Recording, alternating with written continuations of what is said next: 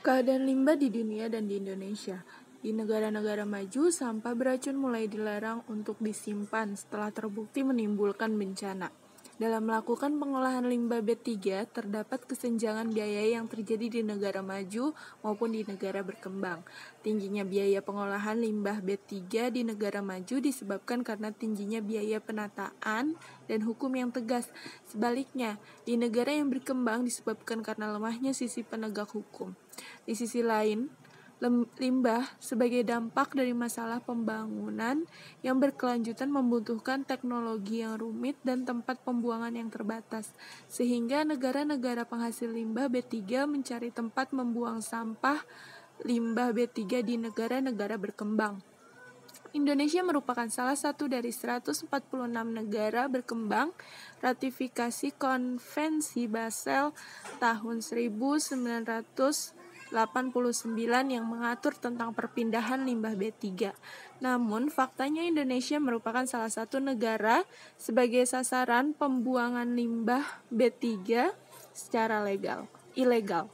Berdasarkan data total limbah B3 yang sudah dikelola di Indonesia pada tahun 2015 hingga 2019 terdapat peningkatan. Dan tahun 2015 didapatkan data bahwa jumlah B3 yang dapat diimpor ke Indonesia sebanyak 25 juta ton.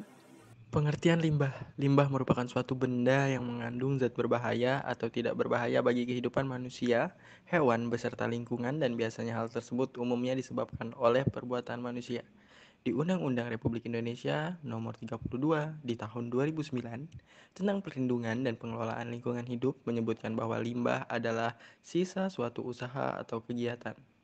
Limbah B3 atau bahan berbahaya dan beracun berdasarkan Peraturan Pemerintah Nomor 101 Tahun 2014 pada pasal 1 adalah usaha dan kegiatan yang mengandung zat, energi, dan resiko baik secara langsung yang dapat mencemarkan dan atau merusak lingkungan hidup atau lingkungan hidup, kesehatan, dan hidup manusia.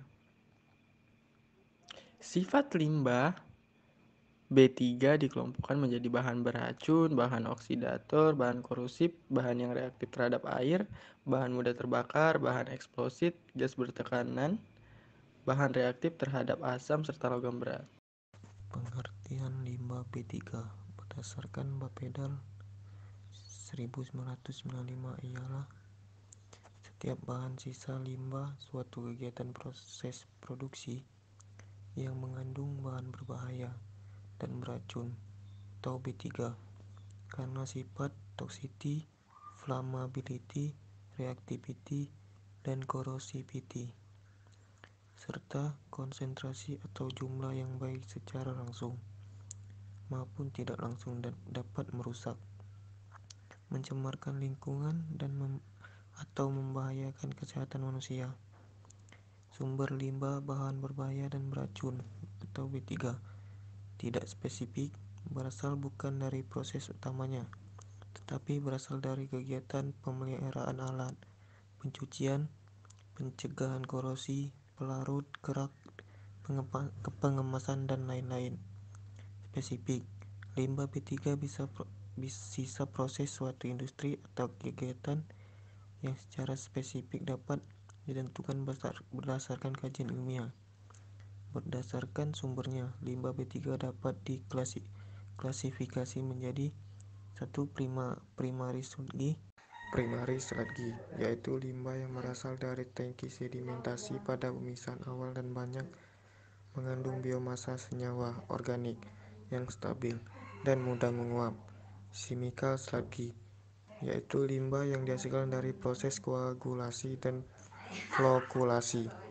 Access activated sludge, yaitu limbah yang berasal dari proses pengolahan dengan lumpur aktif sehingga banyak mengandung padatan organik berupa lumpur dari hasil proses tersebut. Digested sludge, yaitu limbah yang berasal dari pengolahan biologi dengan digested aerobik maupun anaerobik, di mana padatan lumpur yang dihasilkan cukup stabil dan banyak mengandung padatan organik. Karakteristik B3. Secara konvensional, terdapat 7 kelas bahan berbahaya, yaitu yang pertama, flammable atau mudah terbakar, yaitu bahan padat, cair, uap, atau gas yang menyala dengan mudah dan terbakar secara cepat bila dipaparkan pada sumber nyala. Misalnya, jenis pelarut etanol, gas hidrogen, dan metane.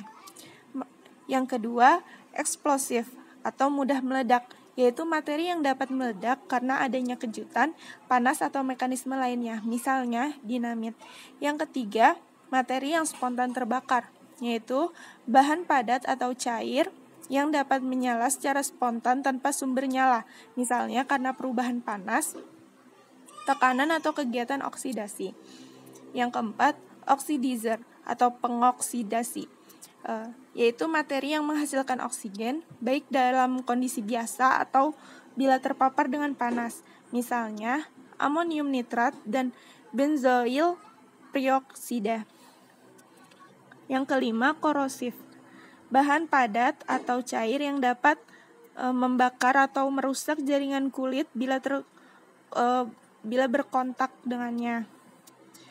Yang keenam, toksik, yaitu bahan beracun yang dalam dosis kecil dapat membunuh atau mengganggu kesehatan seperti hidrogen cyanida. Dan yang terakhir, radioaktif. Lalu, akibat limbah B3 terhadap manusia. Limbah B3 ternyata menimbulkan berbagai penyakit yang membahayakan. Hal ini dikarenakan penyakit itu timbul dari lingkungan di mana kita tinggal, antara lain keracunan air raksa yang menyebabkan cacat bawaan pada bayi dikenal sebagai penyakit Minamata. Keracunan kadmium dapat mempengaruhi otot polos, pembuluh darah secara langsung maupun titik langsung lewat ginjal, sebagai akibatnya terjadi kenaikan tekanan darah. Teknologi pengolahan. Lalu, teknologi pengolahan. Dalam pengolahan B3 terdapat beberapa teknologi. Yang pertama, chemical conditioning, terdiri dari beberapa tahapan sebagai berikut. Yang pertama, concentratio thickening. Tahapan ini bertujuan untuk mengurangi volume lumpur yang akan diolah dengan cara meningkatkan kandungan padatan. Alat yang umumnya digunakan pada tahapan ini adalah gravity thickener dan solid ball centrifuge. Tahapan ini pada dasarnya merupakan tahapan awal sebelum limbah dikurangi kadar airnya pada tahapan dewatering selanjutnya. Treatment, stabilization, and conditioning merupakan tahapan kedua yang bertujuan untuk menstabilkan senyawa organik dan menghancurkan patogen. Proses stabilisasi dapat dilakukan melalui proses pengkondisian secara kimia, fisika, dan biologi. Pengkondisian secara kimia berlangsung dengan adanya proses pembentukan ikatan bahan-bahan kimia dengan partikel koloid. Pengkondisian secara fisika berlangsung dengan jalan memisahkan bahan-bahan kimia dan koloid dengan cara pencucian dan destruksi. Sedangkan pengkondisian secara biologi berlangsung dengan adanya proses destruksi dengan bantuan enzim dan reaksi oksidasi. Kemudian dewatering and drying. Dewatering and drying ini bertujuan untuk menghilangkan atau mengurangi kandungan air yang sekaligus mengurangi volume lumpur. Proses yang terlibat pada tahapan ini umumnya adalah pengeringan dan filtrasi. Dan terakhir, disposal. Disposal merupakan proses pembuangan akhir limbah B3. Beberapa proses yang terjadi sebelum limbah B3 dibuang ialah pyrolysis, wet air oxidation, and composting. Tempat pembuangan akhir limbah B3 umumnya ialah sanitary landfill, cropland, and injection well. Teknologi yang kedua yaitu solidification atau stabilization. Secara umum, stabilisasi dapat didefinisikan sebagai proses pencampuran limbah dengan bahan tambahan aditif dengan tujuan menurunkan laju migrasi bahan pencemar dari limbah serta untuk mengurangi toksitas limbah tersebut. Sedangkan solidifikasi didefinisikan sebagai proses pemadatan suatu bahan berbahaya dengan penambahan aditif. Proses solidifikasi atau stabilisasi berdasarkan mekanismenya dapat dibagi menjadi 6 golongan, yaitu yang pertama macroencapsulation, proses di mana bahan berbahaya dalam limbah ini dibungkus dalam matriks struktur yang besar. Yang kedua microencapsulation, yaitu proses mirip macroencapsulation, tetapi bahan pencemar terbungkus secara fisik dalam struktur kristal pada tingkat mikroskopik. Yang ketiga terdapat precipitation, dan yang keempat ada adsorpsi, yaitu proses di mana bahan pencemar diikat secara elektrokimia pada bahan pemadat melalui mekanisme adsorpsi.